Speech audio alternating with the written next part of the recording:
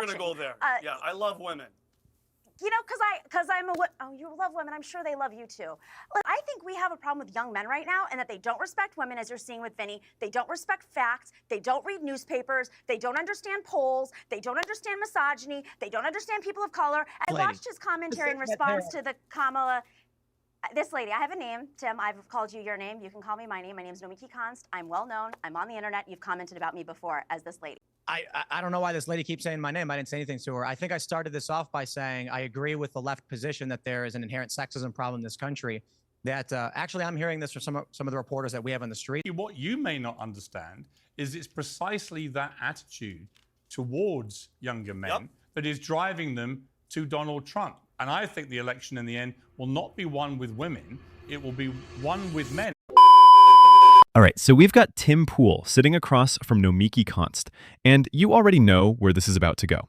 She's about to hit him with every single leftist talking point in the book. Russian collusion, radicalized young men, misogyny, the whole 9 yards. And Tim just sits there and lets her dig her own grave. Like, this woman genuinely believes that young men are voting for Trump because guys like Tim Pool are radicalizing them online. Not because the left treats men like they're the enemy. Not because they're constantly told they're toxic just for existing. No, it's gotta be Russian disinformation campaigns. You can't make this up. Watch how this plays out, because Tim absolutely dismantles her entire worldview without even raising his voice. Let's get into it. I mean, there's so much to debunk there, and it's really... The name. Vinny, you had your moment, okay? Please, I've been very quiet here, listening to you guys as the woman, as you explain misogyny to everyone. I knew you were going to go there. Yeah, I love women. You know, because I'm a, oh, you love women. I'm sure they love you too. Listen, this is going to be determined by women. This election is going to be determined by women. And women are not only, we saw it in 2022, this country has turned out in response to Roe v. Wade, not just because it's an attack against abortion rights and abortion access and the right to choose, but also it shows that the Republican Party and Donald Trump have had an agenda, not only through cutting off clinics, funding to clinics across the country, attacks on IVF, not only with their online agenda, like Tim Pool here, who was funded by the Russians, let's not forget, that they had an agenda to sway young male voters into being radicalized through disinformation campaigns. This is all out there at this point. Part of the gender divide here right now,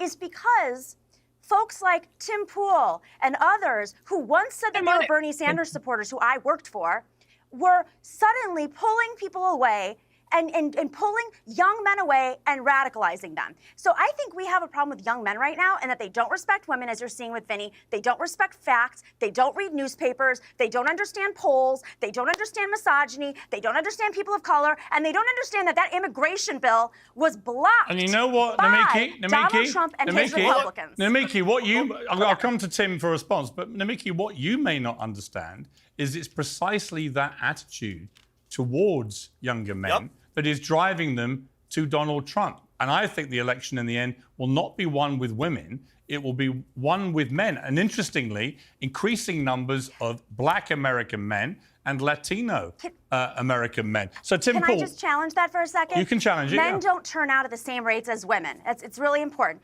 Women have a higher rate of turnout, they're more reliable voters, and young women are more left than they've ever been because of a lot of the online hate that they're seeing. So while Tim Pool might not like this, the majority of men actually do respect women and do like to talk to them. And I think, you know, is there misogyny? Sure. Why would Tim Pool not like people to respect women?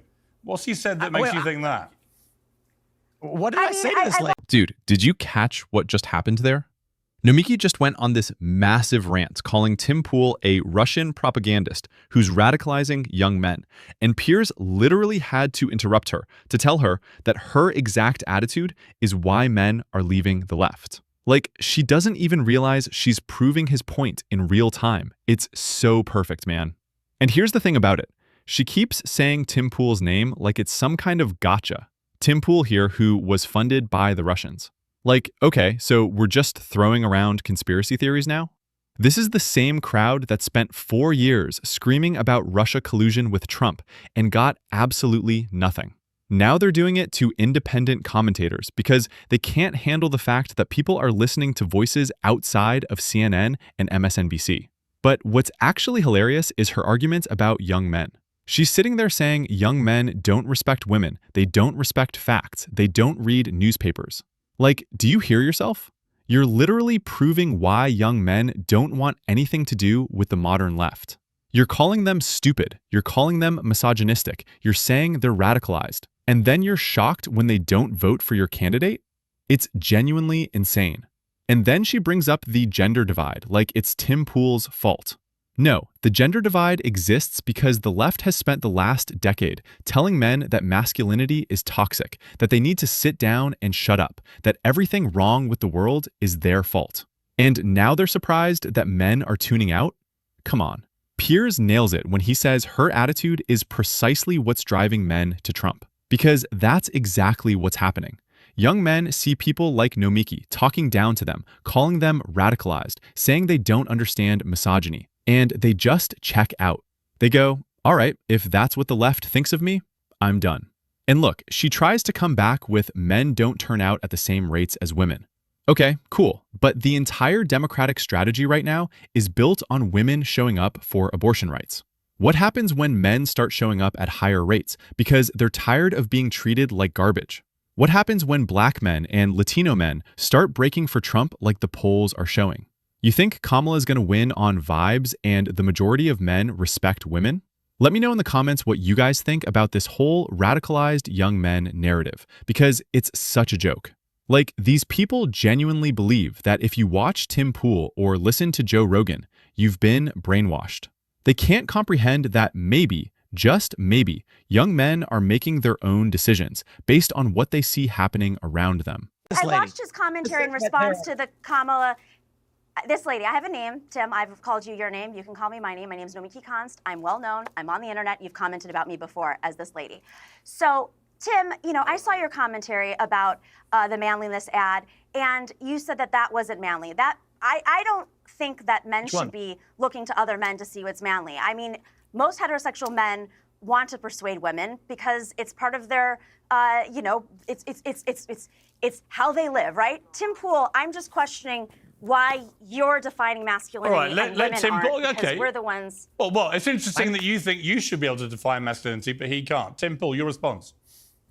I don't know why this lady keeps saying my name. I didn't say anything to her. I think I started this off by saying I agree with the left position that there is an inherent sexism problem in this country.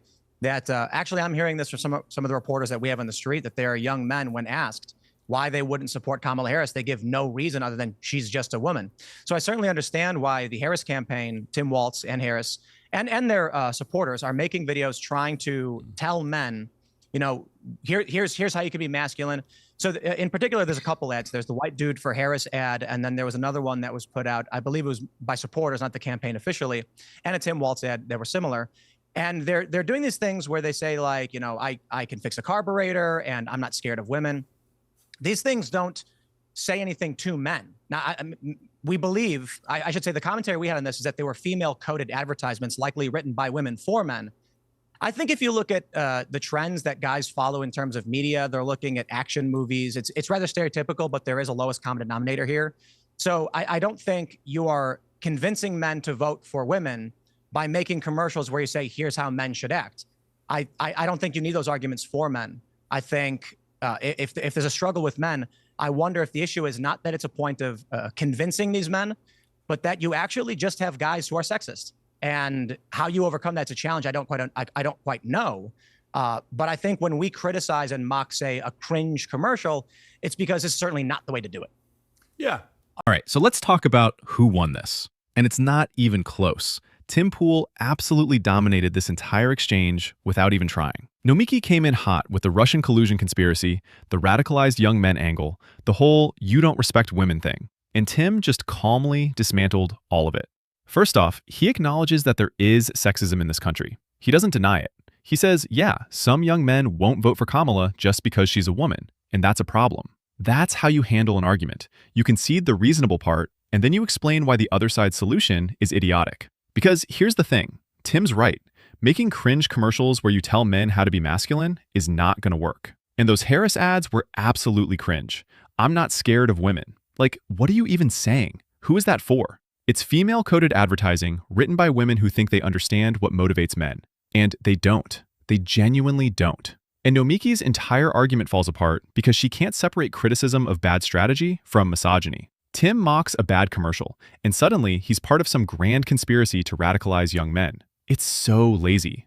Like, you can't just call everyone who disagrees with you a Russian asset or a misogynist and expect to win elections. At some point, you actually have to make a case. And the left isn't making one to men right now. They're just scolding them. The fact that Piers had to step in and tell Nomiki that her attitude is the problem says everything. Even he could see it, and he's the moderator. When the moderator has to tell you that you're proving your opponent's point, you've lost. So here's the bottom line. The left has completely alienated young men. And instead of asking why, instead of trying to understand what's happening, they just call it radicalization. They blame Tim Pool. They blame Joe Rogan. They blame Russia. They blame everyone except themselves. And that's why they're going to lose this election. Because you can't win by treating half the population like they're the enemy. If you guys enjoyed this breakdown, make sure you hit that like button, drop a comment with your thoughts, and subscribe if you haven't already. This is the kind of stuff we break down here at MB. The moments the mainstream media won't touch because it doesn't fit their narrative. Stay sharp. I'll see you in the next one.